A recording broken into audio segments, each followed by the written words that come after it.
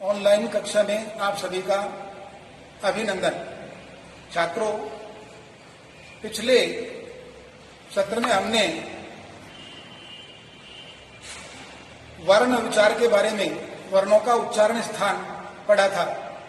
आज हम धातु रूपों के बारे में जानकारी प्राप्त करेंगे। सबसे पहले धातु क्या है?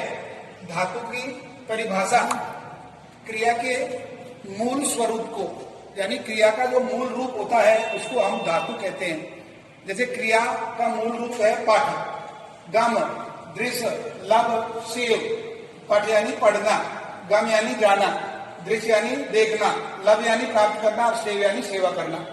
ये क्रिया का मूल रूप है पठ, तो इसको हम धातु कहते हैं, क्रिया के मूल रूप को। अब प्रत्येक गण की धातुओं के रूप 10 लकारों में चलते हैं, लेकिन पाठ्यक्रम की दृष्टि से 5 लकार ही मुख्य रूप से होते हैं। अब 5 लकार कौन कौन से होते हैं? वो है पहला लट लकार, वर्तमान काल। दूसरा है लंग लकार, भूतकाल। तीसरा है लिट लकार, भविष्यत काल। और चौथा है लोट लकार, आज्ञार्थक काल या आज्ञा देने, मांगने तथा आशीर्वाद के लिए जो प्रयोग में लाया जाता है।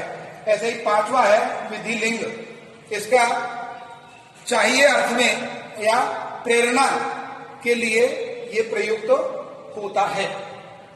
धातुओं के रूप बनाने के लिए आगे 2 प्रकार के प्रत्यय लगाए जाते हैं। जब धातुओं के रूप बनाते हैं हम तो 2 प्रकार के प्रत्यय लगाए जाते हैं। पहला है परस्मयी पद और दूसरा है आत्मनेपद पद। ये 2 प्रकार के, इसमें धातुओं के रूप बनाने के लिए आगे 2 प्रकार के प्रत्यय लगाए जाते हैं। पहला परस्मयी पद और दूसरा आत्मनेपद पद। कई धातुएं होती हैं जो तो केवल परस्मयी पद में, और कई धातुएं होती हैं आत्मनेपद पद में, और कई धातुएं परस्मयी पद में भी और आत्मनेपद पद में भी, दोनों में भी उनके रूप बनाए जाते हैं। तो उन धातुओं को जो परस्मयीपदी और आत्मनेपदी दोनों में जिनके रूप बनते हैं उनको हम उभयपदी धातुएं कहते हैं। अब आता है क्रिया। क्रिया किसे कहते हैं? क्रिया की परिभाषा है धातु के साथ प्रत्यय लगाकर जो वाक्य में सहायक पद बनता है उसे क्रिया कहते हैं। अब जैसे पठ मूल धातु है, इसमें ए और ती प्रत्यय जुड़ करके ये पठती, तो ये जो पद बनता है वो है क्रिया, पठती क्रिया है। इसका अर्थ होता है पढ़ना, पढ़ता है। ऐसे ही गच्छति जाता है और पश्यति देखता है, तो ये क्रिया है। धातु के साथ प्रत्यय लगा करके जो पद बना वो कहलाती है क्रिया। अब परस्मयीपदी धातु, परस्मयीपदी धातु से के रूप बनाने के लिए लकारों में जो जोड़े जाते हैं प्रत्यय, उन प्रत्ययों को हम यहाँ देखते हैं। और ये प्रत्यय सबसे पहले लट लकार वर्तमान काल में जो धातु से प्रत्यय जुड़े जाते हैं वो कौन कौन से हैं और कैसे इनका प्रयोग किया जाता है, किस प्रकार इन प्रत्ययों को जोड़ करके रूप बनाया जाता है, ये रूप बनाने की विधि हम आपको यहाँ बताते हैं।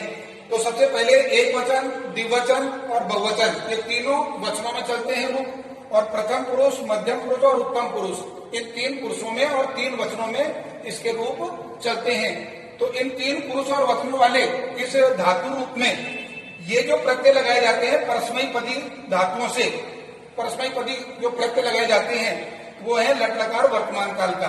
अति, अतः और अंति, असि, अथ, अथ, आमी, आवे, आमे, इन प्रत्ययों को जोड़ करके हम कोई भी धातु का रूप बना सकते हैं। जो है धातु परस्मयीपदी धातु होती है उनका। जैसे यहाँ हम इस पठ धातु का रूप बनाने जा रहे हैं। पठ, इसका अर्थ होता है पढ़ना। इस धातु का रूप हम यहाँ बनाएंगे तो तो इस सूत्र के अनुसार हमको रूप बनाने में कोई परेशानी नहीं होगी। तो सबसे पहले हम इस प्रत्यय से पहले जो धातु है हमारे पास पठ, इस पठ धातु को यहां इससे पहले जोड़ेंगे। अब पठ को इससे पहले जोड़ेंगे तो ये पठ हमने लिख दिया, और इसमें जब पठ को जोड़ेंगे तो इस ए का लोप हो जाएगा, ए लुप्त हो जाएगा, और ये ए लुप्त हो जाएगा तो ये शेष बचेगा ती, और ये जो बन जाता है पठती। इस प्रकार हमको इसमें धातु को जोड़ना है और ये रूप बनाना है।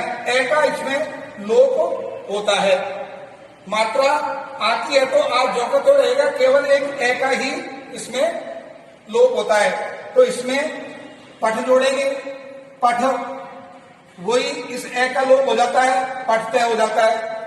ऐसे ही यहां ए का लोप हो जाएगा और पठ जोड़ देंगे, पठंती। यहां भी ए का लोप हो जाएगा और यहां पठ जोड़ देंगे, पठ जोड़ देंगे। यहां भी ए का लोप हो जाएगा और यहां पठ जोड़ देंगे। यहां भी ए का लोप हो जाएगा और यहां पठ जोड़ देंगे। इसमें भी ए का लोप हो जाएगा और यहां पठ जोड़ देंगे। यहां भी ए का लोप हो जाएगा और यहां पठ जोड़ देंगे, और यहां भी ए का लोप हो जाएगा और पठ जोड़ देंगे। इस प्रकार से यह रूप बन जाता है।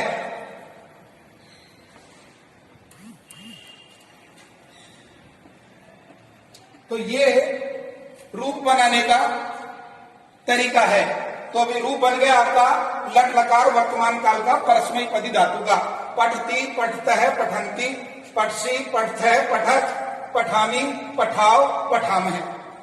तो ये इस प्रकार से रूप। इसी प्रकार हमको यहाँ गम धातु का रूप है। गम से ये गम धातु है और इससे जो शब्द बनता है गच्छ, गच्छ शब्द बनता है।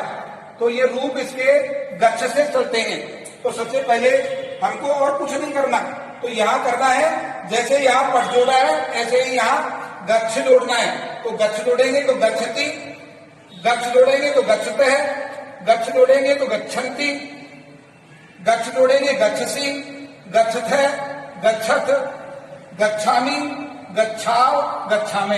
यानी किसी भी धातु का परस्मैपदी धातु का रूप बनाने के लिए इसमें हमको केवल इस प्रत्यय से पहले धातु को जोड़ना है। ऐसा जोड़ने पर किसी भी परस्मैपदी धातु का रूप हम बना सकेंगे। तो इस को हम अपनी गृह कार्य की कॉपी में भी करेंगे। धन्यवाद।